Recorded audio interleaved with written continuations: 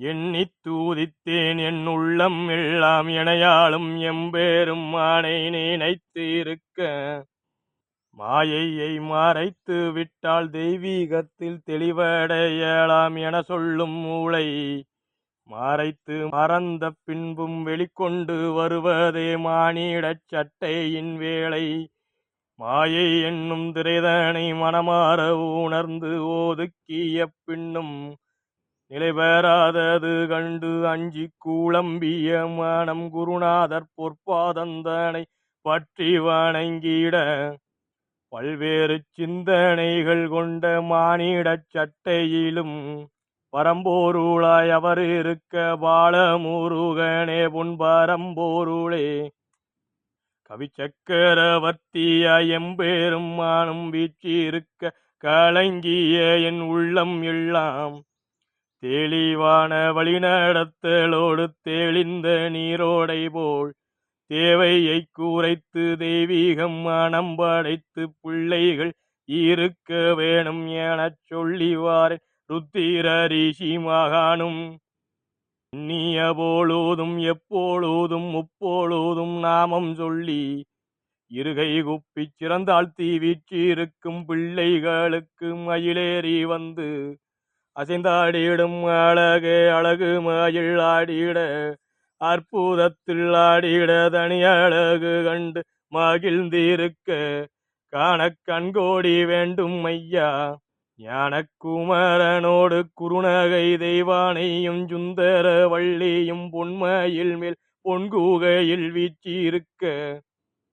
என்ன தவம் செய்தேனோ இப்பொன்னான காட்சியினை கண்டு களித்து தெய்வீக அருளோழி நடத்தி பிள்ளைகளுக்கும் தெளிவூற வழி நடத்தி தாரென் புள்ள. இந்த வாரம் ஞாயிற்றுக்கிழமை குருமலை பூஜையில கவிபாடி வந்தது ருத்ர ரிஷி மகான். ருத்ர ரிஷி மகான் என்ன கவிபாடி வர்றாருன்னு சொன்னால், முருகருக்கு திருக்கல்யாணம் நடந்து முடிஞ்சது. அதுக்கு பிற்பாடு திருக்கல்யாணம் என்ன ஒரு சிறப்புல வந்து அங்க நடைபெற்றது பொன் சபையில. அதனுடைய சிறப்பு என்ன, பொன்பரம்பொருள் ஏற்றினுடைய சிறப்பு என்ன, பாலமுருகன்கிற அவதாரத்தினுடைய அமைப்பு என்ன, சிறப்பு என்ன, எதுக்காண்டி பாலமுருகன்கிற அமைப்பும் அவதாரமும் உருவாக்கப்பட்டுச்சு, பொன்பரம்பொருள் ஏடுன்னு சொல்லி சித்தாந்தத்துல எதுக்காண்டி கொடுத்தாங்க. அதே நேரத்துல மாய் இன்னைக்கு இருக்கக்கூடிய கால சூழ்நிலையில எப்பேற்பட்ட நிலையில உலக ஆட்சி பண்ணது. அதே நேரத்துல மாய் இருக்கிறதுனால தெய்வீகம் எப்பேற்பட்ட நிலையில இப்ப இருக்கக்கூடிய பூலோகத்துல செயல்பட்டு வருது. அடுத்து வருங்காலங்கள்ல வந்து மாயை எப்படி செயல்படும், நீ தெய்வீகம் எப்படி செயல்படும், அது மூலியமா பிள்ளைகளுக்கு என்ன பலாபலன் வந்து அடையும் அப்படின்னு பத்தி தான் சொல்ற விதத்துல அமைஞ்சிருக்கு இந்த வார கணக்கே. ருத்ர ரிஷிமான் சொல்கிறவர் வந்து சிவனாரனுடைய அந்த கூட்டுல இருந்து அவதாரத்துக்கு மற்ற ரிஷிமான்லாம் ஒளி வடிவத்துல வந்தாங்கன்னு சொன்னால், இவர் வந்து ஒரு வெப்பத்துல வந்தார். அணுத்துகளா சிவனார் கூட்டுல இருந்து ஒளி வடிவத்துல அத்தனை ரிஷிமான் வந்தாங்கன்னு சொன்னால், இவர் வந்து வெப்பநிலையில வந்தவர். இவர் ருத்ர ரிஷிமான் அவதாரத்துக்கு வந்த பிற்பாடுதான் சிவனாருக்கு அபிஷேகங்கிற முறையும் அபிஷேக வழிபாடையும் தீவிரம் அடைஞ்சது. மாநில சட்ட மக்கள் மத்தியிலையும் சரி, ரிஷிமகான்கள் மத்தியிலையும் சரி. அதுக்கு முன்னாடி பல கர்ப்பகோடி வருஷம் அப்படியே குளிரக்கூடிய ஒரு பனிவளையாத்தான் மூலமையால் இருந்திருக்கு. எல்லையில்லா பரம்பொருளுடைய ஏடேவும் மூலமத்துல அப்படித்தான் அடங்கியிருக்கு. அப்படியே -டிகிரியில உரைக்கக்கூடிய ஒரு குளிர் நிலையில தான் இருந்திருக்கிறாரு. அதுக்கு பிற்பாடு இந்த ரிஷிமான் வெப்பநிலையில அவதாரத்துக்கு வந்த பிற்பாடுதான் என்ன ஆகுறாரு, அந்த அன்னைக்கு எப்படி பிருகு ரிஷிமான் அவதாரத்துக்கு வந்த பிற்பாடு லிங்க வழிபாடு அப்படின்னு லிங்க வடிவம்னு சிவனாருக்கு வந்து கொண்டு வர வச்சு அதுல ரிஷிமான்களை ஜீவசமாதி அடைய வச்சு பூஜைக்கு உண்டான உகந்த வடிவமா அதை ஆக்கி விட்டுட்டு போனாரோ, அதே மாதிரி இந்த ரிஷிமான் அவதாரத்துக்கு வந்த பிற்பாடு சிவனாரை வந்து அக்னி வடிவம் ஆயிடுறாரு. அக்னி வடிவம் ஆன பிற்பாடு தன்னுடைய சுயரூபத்தை தன்னுடைய சுயம்பை இந்த ரிஷிமான் அவதாரம் வந்த பிற்பாடு மாற்றி அமைச்சுக்கிட்ட பிற்பாடு அப்ப யாரெல்லாம் வந்து அக்னி வடிவமான சிவனாரை வந்து குளிர் வைக்க அவங்களுக்கு உள்ள சிறப்பும் அந்த பலாபலனும் கிடைக்கும் அப்படின்னு நிர்ணயிச்சது அவதாரமேவும் யாருடைய அவதாரம் தான், ருத்ர ரிஷி மகானுடைய அவதாரம் தான். அப்பேற்பட்ட சிறப்பு வாய்ந்த அவதாரம் தான் அவருடைய அவதாரம். இதுல என்ன சொல்லி வர்றாரு, முதல்ல எண்ணி துதித்தேன் என் உள்ளமெல்லாம் இணையாலும் எம்பெருமானை நினைத்திருக்க அப்படிங்கிறாங்க. அப்படியே எண்ணி துதித்தாலாம், எண்ணி இது பண்ணாங்களாம். அப்ப அவ உள்ளம் பூரா குருநாரை நினைச்சுதான் இன்னைக்கு கவியை ஆரம்பிக்கிறேன், அவங்கள போற்றிதான் ஆரம்பிக்கிறேன் அப்படிங்கிறாங்க.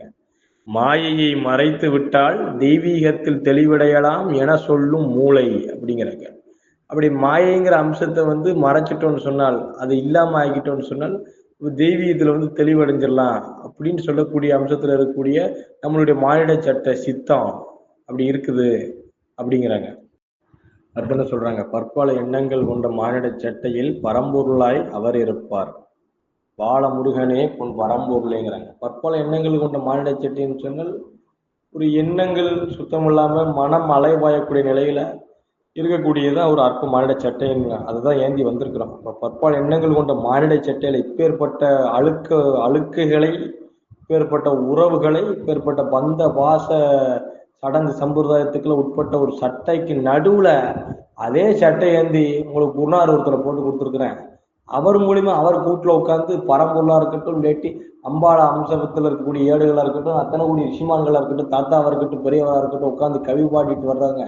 அது மூலியமா சிறப்படைஞ்சு இந்த சட்டையை விடுத்து போறதுக்கு என்ன உண்டு அந்த அம்சத்தை பாருங்க. பேர்பட்ட இந்த கூட்டத்துக்குள்ள கூட பேர்பட்ட அழுக்கான ஒரு மானிட சட்டை கூட்டத்துக்குள்ள அதே மானிட சட்டையை ஏந்தி குருநாதரையும் வர வச்சிருக்கிறேன். அதுக்கேற்றாப்புல பண்டார சட்டைன்னு ஒரு அம்சம் போட்டு கொடுத்துருக்குறேன். அதே குருநாதரை பிடிச்சிக்கிட்டு இந்த மானிட சட்டையை விடுத்து ரிஷிமான் ஸ்டேஜுக்கே நம்ம போகலாம் நம்ம சட்டத்து மூலியமா. பேர்பட்ட பற்றற்ற நிலையில் பந்தவாசமற்ற நிலையில இருந்தோம்னு சொன்னால் அதுக்காண்டி தெய்வீகத்துல அந்த நிலைக்கு போகணும்னு சொன்னால் துறவோரம் தான் பெஸ்ட். அதுக்காண்டி எல்லாத்துக்கும் துறவோரமா ஏடு விழுந்துருமா? துறவோரமாங்கிறது நம்ம நினைச்சு போகக்கூடிய விஷயமா? குருநாதர் பார்த்து நமக்கு ஏடு கொடுக்கணும். இந்த பிள்ளைதான் துறவோரமா வர்றது கரெக்டான பிள்ளை, இந்த பிள்ளைதான் சட்டம் அடுத்த கட்டத்துக்கு பரவுறதுக்கு கரெக்டான பிள்ளைன்னு அவங்க பார்த்து செலக்ட் பண்ணணும். அப்ப துறவரமா இருந்து செயல்பட்டு பந்த பாசமற்ற நிலையில பற்றற்ற நிலையில இருந்தோம்னா நமக்கும் சால சிறந்த வகையில இருக்கும், சட்டத்துக்கும் சார சிறந்த வகையில இருக்கும். இல்லறத்துல இருக்கக்கூடிய பிள்ளைகள் பற்றற்ற நிலையில இருக்க முடியலன்னா கூட பந்த பாசத்தை தவிர்க்க முடியலன்னா கூட தெய்வீகத்தில் தன்னை மென்மேலும் ஈடுபடுத்தி கொண்டு தெய்வீக பொறுப்புகளை அதிகரித்து கொண்டு கரெக்டா அவங்களுடைய தெய்வீக பிரதான கடமைகளை சால சிறந்த வகையில செயல்பட்டு வந்தாங்கனாலே அதுக்கு ஈடு இணையானது. ஏன்னா ஒருத்தன் டக்குன்னு உட்காந்தான் பூஜையை பண்ணா அப்படிங்கிறத விட கூட்டு குடும்பத்தின் கடுந்துண்டு தான் தாத்தா ரொம்ப விரும்புவோம். இப்போ இத்தகைய மானிட சட்டைக்கு மத்தியில தான் நமக்கு வந்து பரம்பொருளாய் அவர் இருப்பார்னு எதை குறிப்பிடுறாங்கன்னு சொன்னால் இத்தகைய மானிட சட்டைக்கு மத்தியில தான் ஆத்மாவுக்கு மத்தியில தான் நமக்கு ரிஷிமான் பிள்ளைங்கிற ஒரு அங்கீகாரம் கொடுத்து ஆத்ம லிங்கம்னு சொல்லி ஒரு விஷயம் கொடுத்துட்றாங்க. ஆத்மாவுக்கு பிறவி உண்டு, ஆத்ம லிங்கம் வந்துச்சுன்னு சொன்னால் சட்டத்திட்டத்துக்கு உட்பட்ட நிலையில வந்து ராமேஸ்வர பரிகாரம் திருச்செந்தூர் பரிகாரம்லாம் முடிச்சு அவன் ஏழையே கம்ப்ளீட்டா பரிசுத்த நிலையில ஆக்கி சீமான் பிள்ளை அவன் தத்தெடுக்கப்பட்ட பிற்பாடு அவனுக்கு ஆத்மலிங்கங்கிற ஒரு நிலை கொடுத்து அதுக்கேற்றாப்புல அவனுக்கு கூடுங்கிற ஒரு நிலை கொடுத்து ஆத்மாங்கிற நிலை வந்து பிறவிக்கு உண்டான அம்சம் ஆத்மலிங்கங்கிறத ஆக்கி அதுக்கேற்றாப்புல பிரசன்ட் ஒளிவு காட்சின்னு சொல்லி அனைத்து அருளையும் அருள்வாளித்து அவனை கம்ப்ளீட்டா தெய்வீகத்தில் நல்வழிப்படுத்தி அருள்நலப்படுத்தி கூட்டு வரக்கூடிய அம்சம் தான் பண்டார சட்டத்தினுடைய வேலையாகும். அப்ப அதான் அதுல சொல்றாங்க. அப்ப அப்பேற்பட்ட அழுகைக்கு மத்தியில இப்பேற்பட்ட தெய்வீகத்தையும் ஊத்தி கொடுத்து அந்த கூட்டுல சிறப்பு பண்ணிட்டு இருக்காங்க. அது இதுதான் அது நம்ம இருமண கத்தி மாதிரி தான் மானிட சட்டைங்கிறது. அதை நம்ம எப்படி பயன்படுத்திக்கிறோம் அப்படிங்கிறத பொறுத்து தான் அதனுடைய பலாபலன் அமைய போகுது. அந்த மானிட சட்டையை திறந்து அந்த மானிட சட்டை மூலமா எதுக்கு இந்த சட்டை ஏந்தி வர வச்சாக, அவதாரம் போட்டு எதுக்கு கூட்டு வந்தாங்க அப்படின்ட்டு ஒரு செகண்ட் யோசிச்சு தெய்வீகத்து பிரகாரமா செயல்பட்டு போட்டோம்னு சொன்னால் மகான் நிலையை கூட அடைஞ்சிடலாம். அது இல்லாம இந்த மானிட சட்டையினுடைய சுழற்சியிலே குண்டா சட்டைக்குள்ள குதிரை ஓட்டின மாதிரி அதுக்குள்ளேயே சுத்திட்டே வந்தோம்னா அதுக்கேற்றப்ப சடங்கு சம்பிரதாயத்துக்குள்ளேயும் அப்படியே சரண சஞ்சலத்துக்குள்ளேயும் அப்படியே பந்தபாசத்துக்குள்ளேயும் புலண்டுகிட்டே இருக்க வேண்டியதான். இப்போ மாயையை மறைச்சிட்டோம்னு சொன்னா மாயைங்கிற ஒரு நிலையை இல்லாம ஆக்கிட்டோம்னு சொன்னால் நம்மளுடைய மானிட சட்டையினுடைய மூளை வந்து தெய்வீகத்தில் தெளிவடைஞ்சிடும் அப்படிங்கிற ஒரு நிலைப்பாடு தான். சட்டத்தை புரிஞ்சு ஒரு சலன சஞ்சலத்து மூலியமா சட்டத்தை புரிஞ்சு வச்சு வந்து சட்டம் என்னது, சக்கரவர்த்தினா யாரு, தெய்வீகம்னா என்னது, பண்டார சட்டம்னா என்னது, சித்தாந்தம்னா என்னது, தொண்டுனா என்னது, தியாகம்னா என்னது, மெனக்கிடல்னா என்னதுன்னு சொல்லி புரிஞ்சு வர்றது. அதான் மாயையை மறைத்து விட்டால் தெய்வீகத்தில் தெளிவடையலாம். ஏன்னா எந்த இடத்துல மாயை இருக்குதோ, எந்த இடத்துல மானிட சட்டையினுடைய செயல்பாடு ஜாஸ்தி அமையுதோ அந்த இடத்துல சலன சஞ்சலம் கட்டாயமா நடைபெற்றே தீரும். அந்த இடத்துல அது நடைபெறும். சடங்கு சம்பிரதாயத்துக்கு உட்பட்டோம்னு சொன்னால் சலன சஞ்சலத்துக்கும் கட்டாயமா உட்பட்டோம்னு இருக்குன்னு முன்னாடி சொல்லியிருக்கிறேன். அப்ப அது பிரகாரம் தான் அதை என்ன சொல்றாங்க, மாயையை மறைத்து விட்டால் தெய்வீகத்தில் தெளிவடையலாம். அப்போ மாயைங்கிற ஒரு நிலையை இல்லாம ஆகிட்டுன்னு சொல்லி தெய்வீகத்தில் தெளிவடையலாம்னு சட்டத்தில் இருக்க பிள்ளை சக்கரவர்த்தியினுடைய சட்டத்தை பின்பற்றி வந்து நான் யோசிச்சாலும் கூட சில நேரங்கள்ல அவனுடைய புத்தி போக்கு எப்படி ஆயிருதான், குருநாருடைய விளையாட்டு தான் அப்படிங்கிறது சில நேரத்தை உணராம அவனே ஒரு விரக்தியினுடைய உச்சத்துல சில இடங்கள்ல போய் அப்ப இது என்னடா அப்படின்ற மாதிரி போயிடுறான். அதான் என்ன சொல்றாங்க, தெய்வீகத்தில் தெளிவடையலாம் என சொல்லும் மூளை மறைந்து மறந்ததை வெளிக்கொண்டு வருவதே மானிட சட்டையின் வேலை. அது ஒரு செகண்ட் கூட அப்படி யோசிச்சாலும் கூட அந்த மானிட சட்டையின் சட்டைங்கிறது எப்பேற்பட்ட சட்டை? காமம், கோபம் ஆகிய அனைத்து உணர்ச்சிகளுக்கும் அடிபணிஞ்ச ஒரு சட்டை. என்ன, பசிங்கிற ஒரு அம்சத்துக்கு உள்ளடக்கப்பட்ட ஒரு சட்டை. பந்த வாசத்திற்கும் அப்பழுக்கற்ற ஒரு பந்த வாசத்திற்கும் இதுக்கெல்லாம் அடக்கப்பட்ட சட்டை. சடங்கு சம்பிரதாயத்திற்கும் எல்லாத்துக்குமே உட்படுத்தப்பட்ட ஒரு சட்டை தான் மானிட சட்டை. அப்பேற்பட்ட சட்டை ஏந்தி வந்தாச்சு. அப்படி இருக்கும்போது என்ன சொல்றாங்க? என சொல்லும் மூளை மறந்ததை வெளிக்கொண்டு வருவதே மானிட சட்டையின் வேலை. அப்படி மாயை மறைச்சி அப்படி தெய்வீகத்தை தெளிவடையலாம் நினைச்சா கூட அதை வெளிக்கொண்டு வரக்கூடிய அம்சத்துலதான் இந்த மானிட சட்டையினுடைய சுழற்சி செயல்படும். அதையும் தாண்டி நம்மளுடைய தெய்வீகம் செயல்படுதா? அதனால பல இடங்கள்ல நமக்கு குருநாதர் டெஸ்ட் வச்சுக்கிட்டே இருப்பாங்க. இவன் மானிட சட்டையா செயல்படுறானா இல்ல குருநாதர் பிள்ளையா செயல்படுறாங்களா அப்படின்னு சொல்லி பல இடங்கள்ல டெஸ்ட் வச்சு அதுக்கேற்றப்பல நமக்கு ஒரு இன்டர்னல் மார்க் மாதிரி குருநாதர் போட்டு அதுக்கேற்றப்பல அது ஜீவசமாதி ஆகும்போது நம்ம ஏடுல சப்மிட் பண்ணுவாங்க. பல தளர்வு நமக்கு ஆகுதா, பல தளர்ச்சி நம்ம ஆகுறோமா, அதுல நம்ம தேர்வாகிறோமா, இந்த சூழ்நிலையிலும் குருநாதர் மேல் நம்பிக்கை விடாம உட்கார்ந்துருக்கிறோமா, மானிட சட்டையினுடைய புத்தி போக்கு பிரகாரம் போறோமா, இல்ல ஒரு சீமான் பிள்ளையா சிந்திச்சு சால சிறந்த வகையில செயல்படுறோமா அப்படின்னு பார்த்துக்கிட்டே இருப்பாங்க. அடுத்தவங்க சொல்றாங்க பாலமுருகனே பொன் பரம்பொருளேங்கிறாங்க. அப்ப இந்த மாதிரியான பந்தபாசத்துக்கு உட்பட்டு மானிட சட்டையினுடைய புத்தி போக்குல இருக்கக்கூடிய பிள்ளைகளுக்கு எப்படி காட்சி கொடுக்குறாங்கன்னா, பெரியவர் பாலமுருகனை காட்சி கொடுக்குறாங்க. பாலமுருகன்கிறதே ஒரு மாயை தான். பாலமுருகன்கிறது இளமை பருவம். அந்த இளமை பருவமே ஒரு மாயை. சட்டத்தை பின்பற்றி சட்டத்தை கம்ப்ளீட்டா புரிஞ்சுக்கிட்டு என்ன சட்டம், எதற்காண்டி இந்த அவதாரத்தினுடைய சிறப்பு என்ன, எதுக்காண்டி இந்த நிலை போட்டிருக்கிறாங்க குருநாதர், எதுக்காண்டி இந்த மானிட சட்டை ஏந்தி வர வச்சிருக்கிறாங்க, அடுத்த கட்டத்துக்கு சட்டம் வளர்றதுக்கும் என்னுடைய தெய்வீகம் வளர்றதுக்கும் என்னால் முயன்ற வினைக்கடல் என்ன பண்ணணும்னு யோசிச்சு செயல்படக்கூடிய பிள்ளைகள் சீமான் பிள்ளைகள். அவங்களுக்கு பொன் பரம்பொருள்ல ஏடு போகுமா? அதான் பாலமுருகனே பொன் பரம்பொருளே அப்படிங்கிறாங்க.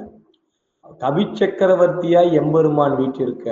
நீ பொன் சபையில பொன் குகைக்குள்ள எப்படி புட்டஞ்சனி சீமன் உட்கார்ந்துருக்காங்களாம், கவி சக்கரவர்த்தியா உட்கார்ந்துருக்காங்களாம். ஜம்முன்னு சமஸ்தானத்துல உட்கார்ந்த மாதிரி. அதான் எம்பெருமான் வீட்டிருக்க கலங்கியின் உள்ளமெல்லாம் தெளிவான வழிநடத்தலோடு தெளிந்த நீரோடை போல அப்படிங்கிறாங்க. கலங்கியன் உள்ளமெல்லான்னு சொன்னா அப்படி குருநாதர் இந்த கோலத்துல உட்கார்ந்துருக்க கூடிய நிலையில அத்தனை கோடி விஷயமானு அவங்க பிள்ளைகளுக்கு என்னென்ன நிலைகள் வேணும், என்னென்ன மாதிரி சிறப்பு பண்ணி கொடுங்க, இந்த மாதிரியான சிக்கல் இருக்குது, இந்த மாதிரி பிள்ளைகளுக்கு இந்த சிறப்பு பண்ணி கொடுங்கன்னு சொல்லி கோரிக்கை விட்டு கேட்கலாம். கலங்கி போய் இந்த மாதிரி எனக்கு இந்த பிள்ளைகளுக்கு இந்த சிறப்பு பண்ணி கொடுங்களேன்னு கேட்கலாம். எந்த பிள்ளைகள் கேட்பாங்க? யார் கரெக்டா உட்காந்து வீட்டுல பிள்ளையார் பூஜை பண்ணி நீ நித்திய காலமும் குருநாதர்கிட்டையும் சரி அவங்க ரிஷிமான்ட்டையும் சரி தியானத்துல கோரிக்கை வைக்கீங்களோ அப்பத்தானே அவங்க அந்த சம்பந்தப்பட்ட ரிஷிமான் பெரியவர்கிட்ட உட்காந்து கேட்பாங்க. அப்படி கேட்ட பிள்ளைகளுக்கு அவனோட தெளிவா என்ன சொல்றாங்க? கலங்கிய என் உள்ளமெல்லாம் தெளிவான வழிநடத்தலோடு. அப்ப அப்படி பதில் கேள்வி ரிஷிமான்கள்லாம் கேட்டதுக்கு என்னங்க அதுக்கு ஒரு முத்தான பதில எப்படி கொடுக்காங்களாம்? தெளிவான வழிநடத்தலோடு தெளிந்த நீரோட போல அதுக்குன்னோட பதில் ஒவ்வொரு ரிஷிமானுக்கும் பதில் சொல்றாங்களாம். உன் பிள்ளைக்கு இப்படி வழி போட்டு தரேன், உனக்கு இந்த சிறப்பு பண்ணி தர்றேன் அப்படின்னு சொல்லி அதான் தெளிவான வழிநடத்தலோடு தெளிந்த நீரோடை போல அப்படி பதில் சொல்றாங்க. யாரு பெரியவர் சொல்றாருன்னு சொல்லிட்டு கடைசியில இந்த சபை கூடி பேசின மூலியமா என்ன ஒரு முடிவுக்கு வர்றாங்களா அத்தனை கூடிய விஷயமானும் குருநாதரும்? தேவையை குறைத்து தெய்வீகம் குணம் படைத்து. ரொம்ப முக்கியமான பாயிண்ட் இதுதான். தேவையை குறைத்து தெய்வீக குணம் படைத்து பிள்ளைகள் இருக்க வேண்டும் அப்படிங்கிறது தான் சால சிறந்த முறையில இந்த வாரம் சபையில முடிவு எடுக்கிறாங்க. அதுக்கேற்ற மானிட சட்டைங்கிற தேவை தான் தேவை அதிகரிக்கும் போது அது ஆசையாயிடுது. அந்த ஆசை அதிகரிச்சதுன்னா அழிவின் ஆரம்ப நிலையாயிடுது. அப்ப அந்த தேவையை எப்படி கட்டுப்படுத்துறது? நமக்குள்ளதான் இருக்குது. தன்னிறைவு மனப்பான்மை எப்படி வளர்த்துக்கிறது பிள்ளைங்க? அதை வளர்த்துக்காம அதுக்கு ஆசைப்பட்டு இதுக்கு ஆசைப்பட்டு அப்படியே கண்ணுல பார்த்ததுக்கு இல்லாம எனக்கு அது வேணும் இது வேணும் அந்த நிலையில போனோம்னு சொன்னால் தெய்வீக குணம் படைக்க முடியாது. தெய்வீகத்தன்மை அந்த இடத்துல கட்டாயம் அடிபட்டு போயிடுது. அதனால தேவையை குறைத்து அதுக்கேற்றாப்புல தன்னிறைவு மனப்பான்மை பிள்ளைங்க வளர்த்துக்கிட்டு தெய்வீக பொறுப்புகளை அதுக்கேற்றாப்புல கூட்டிட்டு போறதுதான் தலை சிறந்த வகையில இருக்கும்னு சொல்லிட்டு தான் பொன் சபையில ஒரு தீர்மானத்துக்கு வாராங்க. அதனாலதான் என்ன சொல்றாங்க, தேவையை குறைத்து தெய்வீக குணம் படைத்து இருக்கணும்னு சொல்லி பிள்ளைங்க இருக்கணும்னு தான் சபையில கழிச்சு முடிவு எடுத்திருக்காங்க என்ன சொல்லி கவிபாடி வர உத்தர ரிஷிமான்ட்டாங்க. அடுத்து என்ன சொல்றாங்க, எப்பொழுதும் எண்ணிய பொழுதும் முப்பொழுதும் நாமம் சொல்லி இருகை கூப்பி சிறந்தாழ்த்தி குருநாதர் பாதம் பற்றி வீற்றிருக்கும் பிள்ளைகளுக்கு அப்படிங்கிறாங்க. எண்ணிய பொழுதும் எப்பொழுதும் முப்பொழுதும் நாமம் சொல்லி இருகை கூப்பி சிறந்தாழ்த்தி குருநாதர் பொற்பாதம் பணிந்துன்னு சொன்னால், இப்படி அடக்கமும் பணிவும் ஒரு 2 கண்ணுங்கிற மாதிரி எந்த பிள்ளை வீட்டிருக்காங்களோ அந்த பிள்ளைக்கு தான் என்ன சிறப்புண்டாங்க. இப்பொழுதும் எண்ணிய பொழுதும் சரி முப்பொழுதும் சரி நாமத்தை சொல்லி இப்படி பணிவு அணிக்கணுமா. குருநாதர் முன்னாடி எவ்வளவு பெரிய லாடு லவக்கு தாசா இருந்தாலும் சரி, குருநாதர் முன்னாடி தாத்தா முன்னாடி பெரியவர் முன்னாடி இருக்கும்போது இப்படிதான் நிக்கணும். இருகை கூப்பி சிறந்தாழ்த்தி தலை குனிஞ்சாப்புலதான், தலை தூக்கி பார்க்க பயப்படக்கூடிய இதுல பயங்கலந்த ஒரு மரியாதை நிமித்தத்துல அதான் இருகை கூப்பி சிறந்தாழ்த்தி குருநாதர் பாதம் பற்றி இருக்கும் பிள்ளைகளுக்கு, அப்படி இருக்கக்கூடிய பிள்ளைகளுக்கு என்ன சிறப்பு பண்ணி கொடுக்குறாங்களா இந்த பொன் சபை மூலியமா. இந்த வாரம் மலை இல்ல மகான் என்ன சொல்றாங்களாம், இருகை கூப்பி சிறந்தாழ்த்தி வீட்டிற்கக்கூடிய பிள்ளைகளுக்கு மயிலேறி வந்து அசைந்தாடிடும் அழகே அழகு மயில் ஆடிட அற்புதத்தில் ஆடிட தனி அழகு கண்டு மகிழ்ந்திருக்க அப்படிங்கிறாங்க. மயிலேறி வர்றாங்களாம். அப்படி மானிடச்சட்டை பிள்ளைகளா இருக்கிறவங்களுக்கு வந்து மயிலேறி வந்து பாலமுருகனா வந்து காட்சி கொடுத்து அந்த சிறப்பு பண்ணி கொடுக்குறாங்களாம். அழகு என்ன சொல்றாங்க, அசைந்தாடிடும் அழகா அழகு மயில் ஆடிட அற்புதத்தில் ஆடுதான் அந்த மயில், தனி அழகு கண்டு மகிழ்ந்திருக்க. அப்படியே காண கண்கூடி வேண்டும் ஐயா, அந்த பொன்னான காட்சியை பார்க்கறதுக்கு காண கண்கோடி வேணும். அப்படியே அந்த பொன் மயில்ல வந்து வள்ளி தெய்வானையோட உட்கார்ந்துருக்கிறாங்களாம். உட்கார்ந்து இந்த மாதிரி மயிலேறி வந்து இந்த மாதிரி ஒரு சிறப்பு பண்ணி கொடுத்துட்டு இருக்கிறாங்க. அதான் மயில் ஆடிட அற்புதத்தில் அழகு மயில் ஆடிட அற்புதத்தில் ஆடிட தனி அழகு கண்டு மகிழ்ந்திருக்க. இது தனி அழகுங்கிறது எதை சொல்றாங்க, அழகுங்கிறது என்னது, உருவ தோற்றத்தை வர்ணிக்கிற மாதிரிங்கிற அழகு சொல்றாங்களா. தனி அழகுங்கிறது அதனுடைய பீக்கு, அதனுடைய அந்த வாய்ப்பகுதி, அந்த மயிலுடைய வாய்ப்பகுதியை தான் இதுல வந்து குறிப்பிடுறாங்க. லகரம் மாறுது. அதான் தனி அழகு கண்டு மகிழ்ந்திருக்க. அப்படி தனியே அதுங்களோட தனித்துவத்தோட அந்த அழகு எப்படி இருக்குதோ அந்த மாதிரியான ஒரு நிலையில மற்ற பறவையினுடைய அழகை விட, அது சாப்பிடக்கூடிய அந்த அழகை விட மயிலுடைய அழகு வித்தியாசமானது. அடுத்த வேற ஒரு கோணத்துல இருக்கக்கூடியது. எதனாலும் நுட்பமா துல்லியமா எடுத்து இது பண்ணக்கூடிய அழகை சார்ந்ததுதான், அழகை வைத்திருக்கக்கூடியதுதான் மயில். அது போல எப்பேற்பட்ட மாயைக்கும் சலன சஞ்சலத்திற்கும் மாய உலகத்திற்கும் இடப்பட்ட நிலையில இருந்தால் கூட துல்லியமா தெய்வீகத்தை பிடிச்சி வரணும் அப்படிங்கிற நிலை தான். அதுல இருந்து அந்த அழகுல இருந்து நம்ம கத்துக்க வேண்டியது மயிலுடைய அழகுல இருந்து.